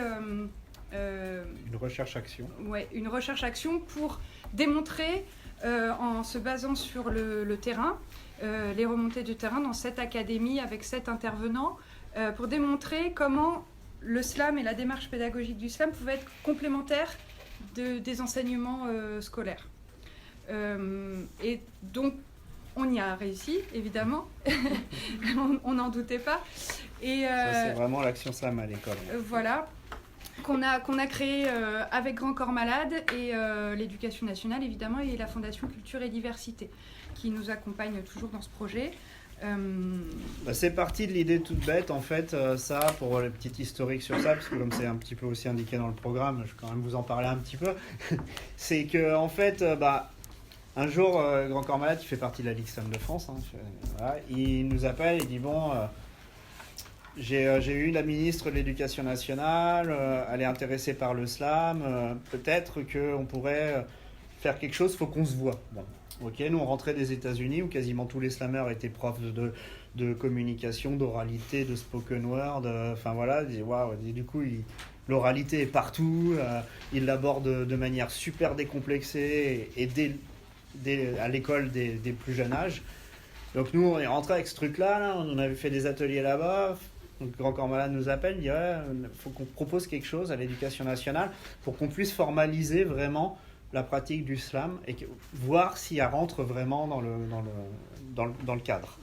Donc là, on a été chercher des partenaires pour financer la recherche. On a proposé à notre réseau, à 7 intervenants dans 7 académies, d'expérimenter une série d'ateliers et de regarder leurs pratiques, de se questionner sur leurs pratiques et de voir ce qu'ils voulaient garder dans leurs pratiques et ce qu'ils pensaient être quelque chose de fondamental, de commun à tous, qu'il faut absolument garder. C'est le format, le nombre de séances, comment on accède à la scène, etc. Et à partir de là, on a soumis ça à l'Éducation nationale. On a été chercher des financements publics avec l'Éducation nationale qui a financé les ateliers, mais des financements privés avec la Fondation Culture et Diversité pour pouvoir nous permettre à nous aussi de garder une certaine indépendance par rapport à ça. Pas qu'on avait peur, mais juste on voulait pouvoir dire si on n'est pas d'accord avec l'Éducation nationale, en fait au final on freine, on dit stop, nous en fait c'est pas comme ça qu'on fera. Donc, on a été voir la Fondation Culture et Diversité pour ça, pour avoir un petit peu quand même une assise de ce côté-là, financière, pouvoir dire, voilà, c'est pas que l'Éducation nationale qui finance, on s'autofinance pour monter tout ça. Et puis pour financer l'ingénierie aussi du projet. Tout ce que ça, toute l'écriture et tout ça, il fallait quand même un petit peu le faire, voilà, on n'est pas capable de tout quand même, donc nous-mêmes, donc il faut quand même aller chercher des compétences. Donc à l'Éducation nationale, quand donc la ministre Najat Vallaud-Belkacem a fait la réforme des collèges, elle a donc installé le parcours éducatif artistique et culturel, le PEAC, donc l'enseignement artistique et culturel obligatoire à l'école. Donc maintenant les élèves ils ont l'obligation d'être éduqués. Enfin, c'est pas les élèves qui ont l'obligation, c'est les professeurs et l'Éducation nationale doivent éduquer l'élève, lui apporter une éducation artistique et culturelle. Autre, pas seulement jouer de la flûte et faire un petit peu de dessin. Je caricature mais beaucoup. Mais voilà. Donc, et donc à partir du moment où il y avait cette réforme, dans notre idée, il fallait qu'on lui propose quelque chose à l'Éducation nationale qui permette de définir la pratique du slam et voir s'il y a correspondance, s'ils voulaient eux aussi enseigner. Et donc on a constitué un document qu'on a soumis et qui a été validé, et à partir de là, l'Éducation nationale a intégré la pratique du slam comme une pratique artistique, culturelle, éducative pouvant être enseignée aux élèves. Bon. Là c'est intéressant puisque derrière, 2 ans plus tard, on parle de l'oralité à l'école, on parle de l'oral au collège, au brevet des collèges, et de l'oral aussi au lycée. Et donc en fait, grâce à ça, en fait, tout simplement, on peut écrire son propre poème, on peut slammer pour son brevet des collèges, et voilà, donc on peut présenter un slam au brevet des collèges aujourd'hui. Oui, il y a un oral maintenant au brevet des collèges, et c'est une soutenance de 15 minutes, donc il y a 5 minutes où l'élève doit présenter justement un des projets qu'il a fait dans le cadre de son parcours d'éducation artistique et culturelle. Et ensuite, c'est 10 minutes d'échange avec l'examinateur. Donc, à partir de ça, ils peuvent présenter leur projet qu'ils auront fait... même collectivement. Avec le slam, et jusqu'à 3. Ils peuvent faire un poème à 3. C'est bien parce que, justement, ça fait partie des contraintes qu'on a dans les championnats de France, entre autres, c'est de faire des textes collectifs. Donc, voilà, ça c'est intéressant. Donc, quand l'Éducation nationale a validé slam à l'école, à partir de là, nous, on a commencé à sensibiliser les autres intervenants slam que ça existait, que c'était possible, et que maintenant, ils rentraient dans un cadre qui était là. Et qu'ils pouvaient s'y inscrire. C'est-à-dire qu'ils pouvaient monter des actions slam à l'école, aller dans les collèges, et se faire labelliser, puisqu'on a créé un label pour les intervenants, un label qualité. Après une journée de formation, ils sont formés pour répondre aux besoins de ces projets en collège. Ça, c'était une grande étape parce que c'était faire reconnaître les interventions, les ateliers slam en collège qui existaient déjà avant. Et puis ça a permis et ça permet de développer encore plus. Parce que grâce à cette action slam à l'école et la valorisation nationale qu'on fait, qui est produit par la Fondation Culture et Diversité, l'événement Les Trophées Slam à l'école, le prochain ce sera le 8 juin au Théâtre du Petit Saint-Martin. C'est un interscolaire, en fait, c'est un intercollège. Grâce à ça, on a donné encore plus de visibilité à cette pratique, et de nombreux professeurs maintenant nous contactent via le site Slam à l'école, pour nous demander comment on fait pour monter un cycle d'ateliers, où est-ce que je peux trouver un intervenant pour venir rencontrer mes élèves et faire un atelier avec eux. Donc voilà, il y a une grande pratique aujourd'hui dans les collèges avec le slam de poésie. Ah oui. Vous pouvez lui dire 2 mots du label qualité. Ouais. C'est quoi le contenu? C'est quoi les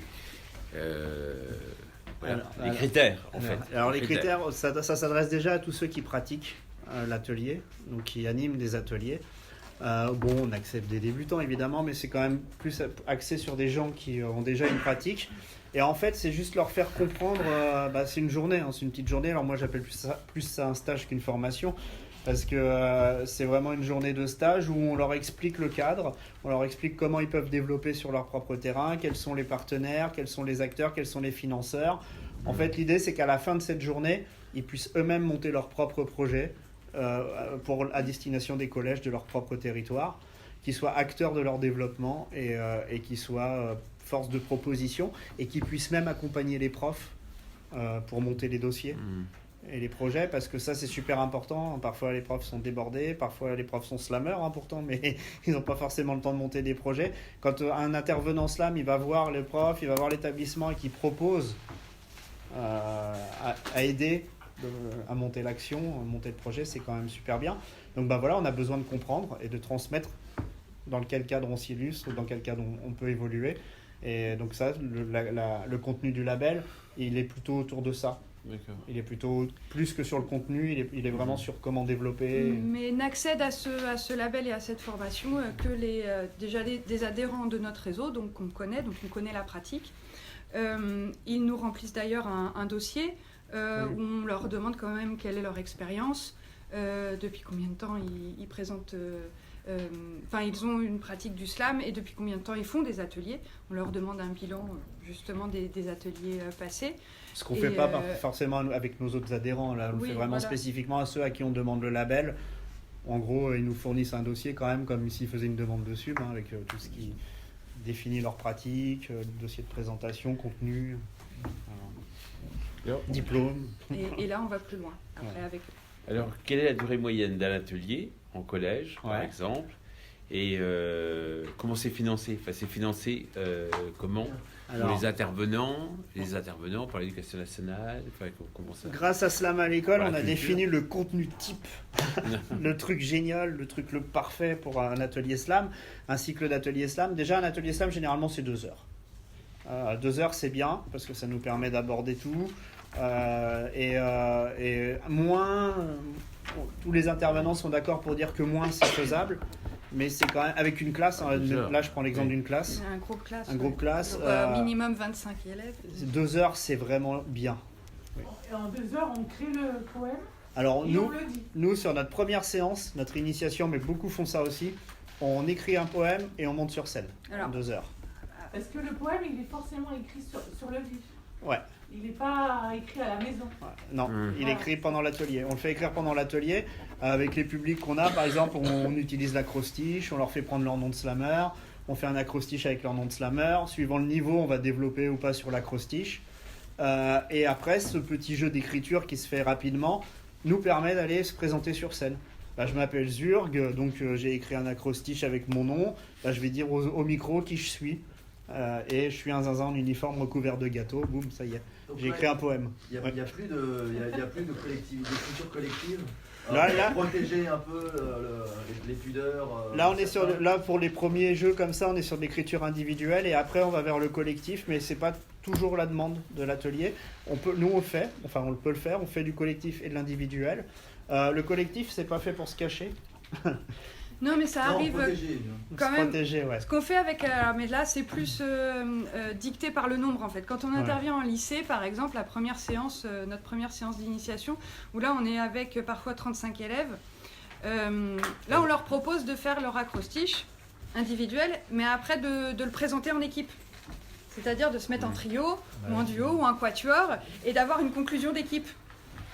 Sinon, 35 passages, ça peut être long dans les ateliers de 2 heures. Voilà, applaudir pour 30 secondes à chaque fois. Et 2 heures, c'est la séance, mais combien de séances? Alors, le cycle type. Donc, le cycle Slam à l'école, tel qu'il a été formulé, c'est 6 séances de 2 heures, plus une finalité qui va être la restitution scénique devant un public, alors qui peut être interne dans l'établissement, devant d'autres classes, ou externe, dans une salle de spectacle par exemple. Donc ça, c'est le cycle d'atelier slam à l'école. Idéal. C'est ce qui est ressorti de la recherche-action avec les intervenants de notre réseau comme étant un minimum pour que l'élève ait eu le temps d'écrire, ait eu le temps de s'exercer à la scène et qu'il soit en confiance pour aller s'exposer Devant le public. devant le public. Parce qu'on parle de restitution publique, même si c'est devant les autres classes, c'est quand même une restitution devant les autres. Donc idéalement, 6 fois 2 heures de face-à-face pédagogique et après une scène, ça nous semble être un minimum. Alors évidemment, on fait des initiations approfondies en 3 fois 2 heures. On fait différents formats. Mais, Avec une initiation de 2 heures, on fait une mini-scène à l'intérieur de l'atelier pour terminer. Avec une initiation approfondie de 3 fois 2 heures, on approfondit comme son nom l'indique, chaque module, mais on ne va pas forcément faire une scène publique. Ou alors ça peut nous arriver de le faire suivant certains projets, mais là il faut vraiment que le professeur soit un relais pour terminer l'écriture du poème et faire répéter les élèves à partir des conseils qu'on aura donnés. Mais c'est quand même un peu moins sécure pour on va très rarement sur une scène publique si on n'a pas au moins 6 fois 2 heures d'atelier.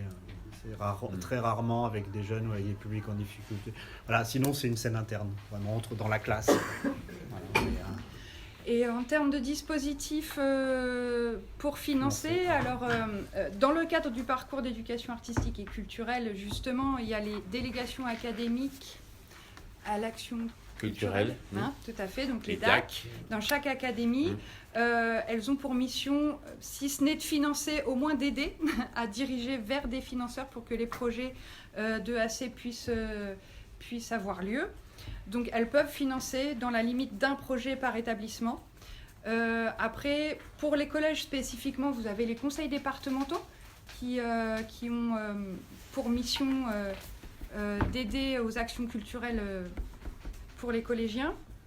Vous pouvez aussi travailler en collaboration avec des structures qui ont une délégation de service public, comme des théâtres, des salles conventionnées, des salles de musique actuelle, on en parlait tout à l'heure. Les maisons d'écrivains. Sont labellisées. La DRAC peut avoir des dispositifs dans lesquels, alors comme c'est déconcentré, chaque région va avoir un peu ses propres dispositifs, justement, ses propres opérations. Mais elle peut avoir, chez nous à Tours par exemple, on a une opération qui s'appelle La Classe l'œuvre, dans laquelle nous on arrive à positionner des projets PEAC avec le slam. Madame avait une question. Oui. Je voulais savoir plusieurs choses. D'abord sur le plan historique, s'il y avait un rapport avec le développement, la création et le développement du slam et la création et le développement de la Ligue d'improvisation. Alors, un rapport... Parce que c'est très proche. D'analogie, mais moi... Alors, on se connaît, on se côtoie depuis peu, et on apprend à se connaître et à se rendre compte qu'on est quand même super proches. Ouais. Mais on se connaît pas forcément au départ. Et le rapprochement commence à se faire, entre autres grâce à la Fondation Culture et Diversité qui avait déjà monté des projets qui développent la pratique de l'improvisation et qui du coup nous permet d'avoir un relais, de faire un lien. Et là on est intervenu il y a 2 semaines comment c'était ? C'est les assises de l'impro. De l'improvisation, assises nationales de l'improvisation. Et c'est une des premières fois. On l'a fait une fois avec la Fondation Culture et Diversité. On avait fait une petite présentation du slam devant des improvisateurs. Là, on l'a fait à un niveau plus national, puisque c'était une action nationale, enfin un événement national. Et on s'est vraiment rendu compte, encore en échangeant là, qu'il y avait vraiment besoin qu'on se reconnecte, qu'on se recontacte, et qu'on en parle. Parce qu'il y a vraiment 2 histoires. Alors, on apprend d'eux de certaines choses. Eux, ils apprennent de nous. Le fait d'avoir créé une fédération nationale, c'est quelque chose qu'ils n'ont pas fait eux. Mais nous, on l'a fait. Mais du coup, eux, ils ont fait d'autres choses. Ils l'avaient fait il y a longtemps. Oui, peut-être. Moi, je ne connais pas bien. Du coup, je suis assez peu... Voilà, oui, je me doute qu'il y a eu des choses. Mais en fait, du coup, ça les intéresse beaucoup, ça, sur cette notion-là, comment c'est structuré en réseau et tout ça. Donc voilà, il y a plein de choses à échanger, je pense. Et c'est que le début des échanges entre nous, parce qu'il y a plein Il y a Alors, plein la de deuxième portes. question que je me posais par rapport à ce parallélisme-là, c'est un autre parallélisme, Ouais. c'est celui du théâtre à l'école. Mm. Là, j'ai l'impression que vous faites des démarches et des choses qu'on a fait dans les années 70 et que ce que vous demandez à l'éducation nationale, les financements, tout ça sont des questions qui me déjà- parlent, hein, que je me souviens, à l'époque, c'est exactement les mêmes problèmes. Alors, est-ce que vous êtes en compétition avec eux, parce que quand même, ça a été finalement installé, hein, ça existe, il y a des formations, etc. Et comment vous allez vous situer par rapport à ces gens qui sont déjà intégrés, avec toutes les luttes et les difficultés qu'on a eues, mais bon, ça maintenant, ça existe. Est-ce que vous allez collaborer? Est-ce que vous allez être en compétition avec eux? Est-ce que ça va être parallèle? Est-ce que ça va être encore une autre discipline qui va s'ajouter dans les activités artistiques? Comment ça va se passer? C'est une autre Ça, discipline qui se rajoute dans les activités artistiques. En compétition, on essaye de ne pas l'être sur scène, donc on va essayer d'éviter de l'être dans les projets. mais après, en fait, tant mieux. Enfin, moi, j'ai pris comme exemple aussi le théâtre à l'école et tout ça, comme quelque chose qui est là, qui existe, et qui, du coup... le slam étant une pratique différente, elle peut aussi y rentrer, la preuve. Mais c'est différent et pas tellement. Ça se rejoint sur des Je pense choses. que c'est une évolution du théâtre et que ça va remplacer le théâtre parce qu'il y a, il y a une valeur, c'est malheureux à dire, mais il y a une espèce de crise du théâtre et de l'enseignement du théâtre dans la scolarité. Et ça pose plein de problèmes parce que Alors je pense qu'on n'a pas la même pratique absolument puisque nous on écrit un poème pour le dire sur scène. Je pense que c'est quand même quelque chose de différent. On rentre pas dans la notion d'interpréter un personnage. À dire, c'est que le slam présentait des qualités elle paraissait beaucoup plus adaptée parce qu'il y a une histoire qui est beaucoup plus récente et au public. Et de s'exprimer comme ça de manière beaucoup plus direct, sans l'historicité, l'histoire du théâtre avec tout ce que ça mais c'est complémentaire parce que comprendre un grand texte, comprendre un grand texte et comment un grand texte s'interprète. Peut-être que la porte d'entrée, c'est de comprendre ce qu'on écrit soi et comment on va l'interpréter. Et moi, je pense que c'est une porte d'entrée pour comprendre la suite et pour comprendre après les professionnels. On ne parle pas de pratique professionnelle dans le slam, on parle d'une pratique amateur. Mais du coup, c'est une pédagogie qui permet probablement de comprendre la pratique pro aussi. Et de la rendre plus concrète. On se rend compte de ce que fait un professionnel sur scène quand on a essayé soi-même un petit peu à notre petit niveau avec notre petit poème. Antoine. Oui. Et puis Julien. Abdelmalik, vous le considérez, il fait partie de votre fédération? Alors non, Abdelmalik fait pas partie. Abdelmalik, il n'est pas slammer parce qu'il pratique pas la scène slam. Non, mais parce qu'il a été pris aussi comme exemple. Oui, alors sur ça, c'est très bien parce qu'en fait, il met sa poésie en musique, mais il vient du rap, il vient du hip-hop et il fait du spoken word. Donc en fait, pourquoi il n'est pas slammer? Parce qu'en fait, il pratique pas la scène a cappella, la scène collective. Il a jamais mis les pieds sur une scène slam. On lui a parfois proposé de venir sur des événements slam, il a refusé parce qu'il voulait pas être identifié slam. En gros, c'est simple, les Beatles et les Rolling Stones, c'est deux groupes dans deux labels différents. Et en fait, à un moment donné, les labels, ils font quoi? Ils les opposent pour qu'il y ait deux sets d'affiches qui montent, qui aient la même étiquette et que boum. En gros, c'est un peu ça avec Abdelmalik et Grand Corps Malade, c'est qu'à un moment donné, il y a deux artistes sur des gros labels et en fait, on leur met la même étiquette. Alors, Grand Corps Malade vient du slam, Abdelmalik non. Mais comme scéniquement, il faut quelque chose, des concerts un petit peu qui peuvent se ressembler, dans la pratique, du coup, les maisons de disques mettent l'étiquette slam. C'est surtout qu'ils sont arrivés sur la scène et les font monter à peu près à la même période. Parce que la maison de disques d'Abdelmalik, quand elle a vu le succès de Grand Corps Malade, elle s'est dit, tiens, faut qu'on trouve un artiste qui fasse quelque chose pareil. Il y a une niche de marché. Mais déjà... tu reprends ça, tu viens de dire qu'Abdelmalik n'est pas un slammer. Mais déjà sur Grand Corps Malade, on n'aurait pas dû mettre le mot slam non plus.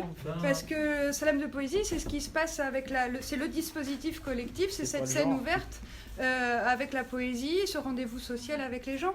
Donc déjà c'était une erreur de mettre slam sur le disque de Grand Corps Malade. Et c'est une erreur de mettre sur Abdelmalik parce que sinon à ce moment-là on met slam sur Melody Nelson de Gainsbourg quoi.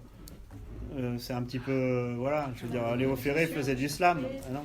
C'est sûr. Ah non, quand c'est enregistré et que c'est mis en musique, c'est plus du slam, point. Oui, c'est sûr. Julien? Mais moi je voulais revenir sur ce qu'on disait avant, parce qu'il y a l'impression qu'il y a un problème par rapport au fait aussi des subventions. Est-ce qu'on donne des subventions pour un cours de théâtre? Est-ce qu'on en donne pour du slam? Je pense que ça, pour moi, c'était une sorte de faux problème ou fausse question. C'est que j'ai l'impression que le slam, c'est plus une pédagogie, pour moi, théâtrale en fonction d'un groupe.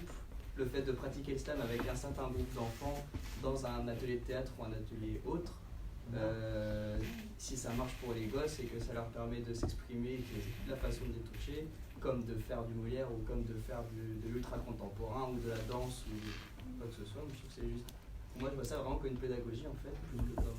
Oui, c'est ça, c'est une approche pédagogique.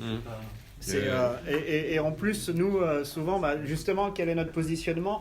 En fait, avec les EPI, par exemple, on essaye de créer des actions interdisciplinaires. C'est-à-dire que d'associer le slam à, je sais pas, la danse, d'associer le slam à telle autre activité qu'il y a déjà dans l'établissement. Donc on peut tout à fait envisager théâtre et slam, on peut tout à fait... Donc en fait, en définissant notre pratique et en l'encadrant comme on l'a fait avec la Ligue Slam de France et en la proposant à l'Éducation nationale, ça nous permet de la différencier des autres pratiques pour la rendre aussi complémentaire des autres pratiques. C'est en fait, sinon effectivement on marcherait tous sur la même chose, quoi. On marcherait tous sur la même chose. Natalia. Moi je voulais savoir, vous avez parlé du fait qu'ils allaient sur la scène tout de suite. Est-ce qu'ils le font dans la classe? Est-ce que vous avez un lieu où ils le font? Et est-ce que vous respectez, j'imagine que vous faites aussi les rituels d'encourager celui qui va sur la scène, comme le slam? Alors voilà, il y a des rituels dans le slam, c'est qu'on encourage celui qui monte sur scène. On applaudit le dernier aussi fort que le premier parce qu'en fait, les applaudissements sont des encouragements. Il y a plein de rituels, en fait. On ritualise le moment de la scène pour que ça passe comme un jeu. Et donc, à la fin des 2 heures, souvent, dans l'atelier, quand on le fait dans la classe comme ça fonctionne, ils y vont. Il n'y a pas de micro. Et en fait, suivant les niveaux. Mais avec les petits, par exemple, on amène le micro parce que ça leur donne, dès le début de l'atelier, ça leur donne super envie. Alors ils se disent, si j'écris un poème, je vais le dire au micro, donc ils sont super envie. Avec les ados, quand on met le micro, ils font, moi je veux pas y aller. Voilà. Donc les ados, on leur dit à un moment donné, allez, boum, mets-toi debout et dis-nous ton poème. Enfin, on les prend un peu différemment. Un peu par surprise parfois, pour qu'ils y aillent sans forcément se rendre compte. Et on aime bien rester dans la salle de classe et de transformer le contexte de la salle de classe. Voilà, bouger un peu les tables, faire la scène dans un coin de la pièce ou même carrément devant le tableau, pourquoi pas, ça va changer un peu le rapport au tableau. D'un seul coup, l'estrade devient une petite scène et d'un seul coup, le micro devant, on transforme. On aime bien ça, nous, dans notre pratique, c'est transformer l'espace comme ça pour que d'un seul coup, l'élève, il trouve un truc, c'est super fun ce qu'on a fait là, et pourtant je suis dans un environnement que je connais bien, mais d'un seul coup, il s'est transformé parce que j'y ai fait autre chose. Et je l'ai abordé, cet espace, différemment, du coup, aussi, pendant ce moment-là. Pendant ce moment-là, tiens, je me suis mis aussi à la place du prof qui parle aux autres. Tiens, intéressant. Quand on m'écoute pas, ça fait quoi? Intéressant. Oui. Vous gardez les poèmes? Alors, ça dépend du projet, mais en général, oui. Et nous, souvent, on fait des petits recueils. Et en fait, chaque élève a son petit recueil à la fin des ateliers, à la fin de la série d'ateliers, pas de l'atelier de 2 heures. Et quand on fait une série, on fait souvent un petit recueil qu'on donne à l'élève. Et c'est rigolo, comme on devient des vieux slammers maintenant, on commence à avoir des élèves au lycée qui viennent nous voir en disant « Hey, je t'ai eu en CM1, t'as vu, j'ai fait ça avec toi. J'ai gardé mon livret, mon recueil de poèmes que j'ai fait avec toi en CM1. » Ah ouais, ok. On vieillit. Non mais ça c'est rigolo parce que ça c'est intéressant.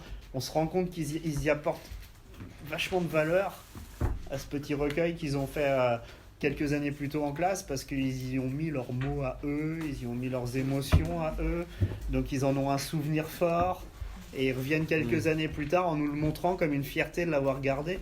Donc je pense que ça c'est la preuve que le pari est réussi. Mais c'est ce que faisait Freinet dans les classes. Hein. Mais génial.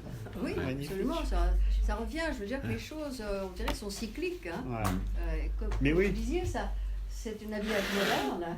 Hein, et une présentation aussi, des formulations aussi qui sont tout à fait modernes, Bien sûr. avec des pratiques qui parfois reprennent des pratiques que je reconnais. qui Moi, sont je dis très toujours, on anciennes. n'invente rien dans le slam, mais juste on s'inscrit dans notre époque en réactualisant des choses. Oui, c'est ça.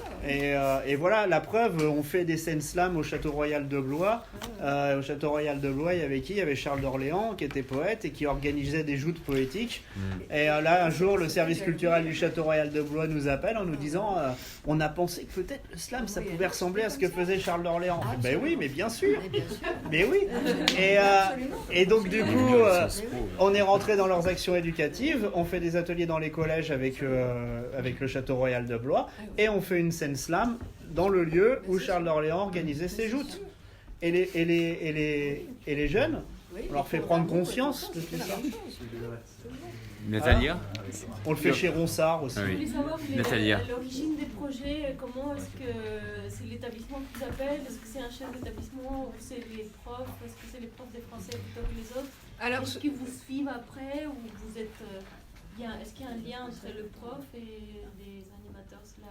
Alors ça peut être souvent ça passe par des demandes de professeurs qui ont identifié le programme, soit sur le site de la Fondation Culture et Diversité, soit qu'ils ont assisté à la valorisation nationale l'année d'avant, soit qu'ils ont un intervenant avec qui ils travaillent déjà qui leur parle du dispositif. Donc il y a plein de portes d'entrée différentes, soit qu'ils ont vu sur le site EduScol.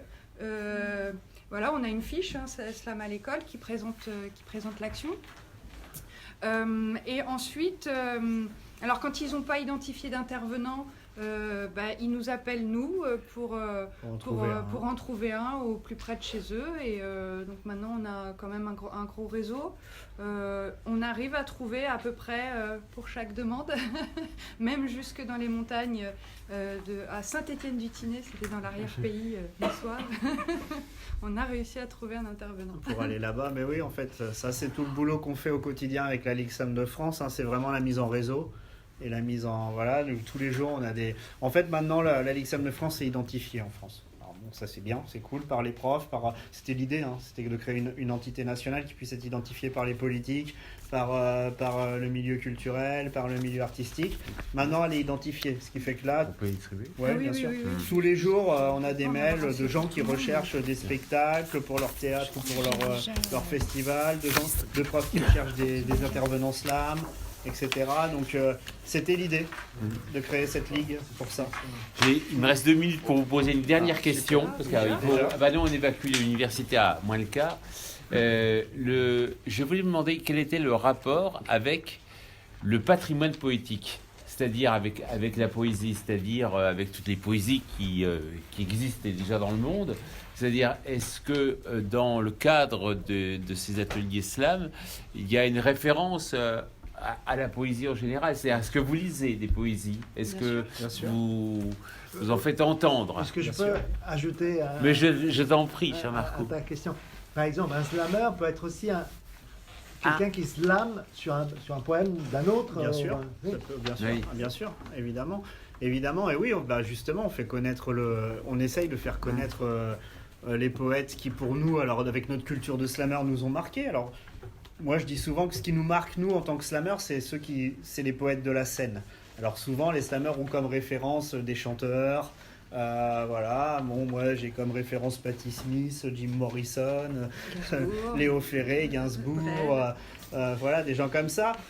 Mais aussi Rimbaud, mais aussi aussi d'autres poètes. D'accord. Donc du poète du patrimoine aussi, ouais. Et dans les ateliers, évidemment, on fait le lien avec les poètes du patrimoine. Et de plus en plus, on fait une action chez Ronsard. À Tours, une demeure de Ronsard, et on aborde ça, et on aborde même les académies, puisqu'on fait la Ronsard Académie avec les jeunes, là, donc on écrit des poèmes pour mettre leurs poèmes en musique. Nous, on a un groupe de musique ancienne, où on slame avec de la musique ancienne, et donc du coup, on les fait travailler aussi en musique sur ce projet-là. Bien. Non, pardon. Bien, écoutez. Merci. On vous remercie beaucoup.